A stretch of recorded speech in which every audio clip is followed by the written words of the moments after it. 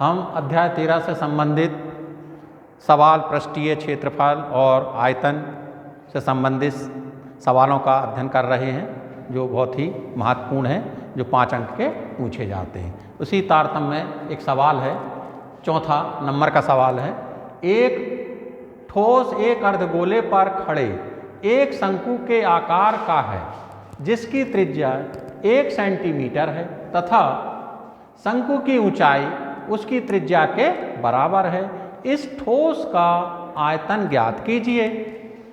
एक शंकु है जिसमें ऊंचाई और त्रिज्या दोनों होती हैं, लेकिन वो त्रिज्या और ऊंचाई ठोस के त्रिज्या के बराबर हैं। तो देखिए, हमें ज्ञात है कि r बराबर 1 सेंटीमीटर त्रिज्या वाले अर्धगोले पर उसी आधार की त्रिज्या का एक शंकु जिसकी ऊंचाई h बराबर r बराबर कितनी है, 1 सेंटीमीटर। मतलब शंकु की ऊंचाई और शंकु की त्रिज्या अर्धगोले की त्रिज्या के बराबर है, और वो कितनी है, 1 सेंटीमीटर है। अब यहाँ पर हमने एक चित्र बनाए हुए हैं। ये अर्धगोला आपको दिख रहा है, इसकी त्रिज्या कितनी है, 1 सेंटीमीटर। उसमें एक शंकु आकार बना दिया गया है ना, जिसकी ऊंचाई भी 1 सेंटीमीटर है और उसकी त्रिज्या भी 1 सेंटीमीटर है। तो संयुक्त का पूरा आयतन, मतलब जे शंकु और जे अर्धगोले, इन दोनों को मिलाकर के इसका आयतन कितना होगा। तो चूंकि संयुक्त ठोस का आयतन बराबर अर्धगोले का आयतन धन शंकु का आयतन। अर्धगोले का आयतन का सूत्र 2/3 पाई r क्यूब धन 1/3 पाई r वर्ग h।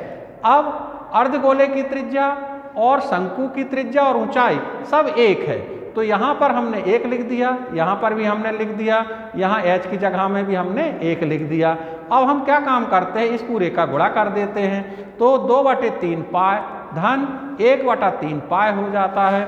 अब यहाँ से पाई यहाँ भी है, पाई यहाँ भी है, पाई को हम उभयनिष्ठ के रूप में बाहर निकाल लेते हैं। यहाँ बचता है 2/3 धन 1/3, लघुत्तम आया हमारा 3, तो 2 धन 1, तो 2 धन 1 बराबर कितना हो जाएगा, 3, तो 3/3, 3 से 3 कैंसिल हो जाएगा, तो ये कितना हो जाएगा, पाई। क्योंकि आयतन सवाल में पाई में पूछा गया है, इसलिए हम इसका उत्तर पाई में ही लिखेंगे।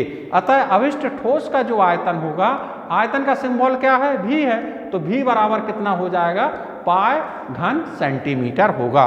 ये अत्यधिक महत्वपूर्ण क्वेश्चन है, इसे सभी छात्र अपनी कॉपी में नोट करेंगे और बार बार हल करके देखेंगे। बहुत महत्वपूर्ण क्वेश्चन मैं आपको डेली बता रहा हूँ।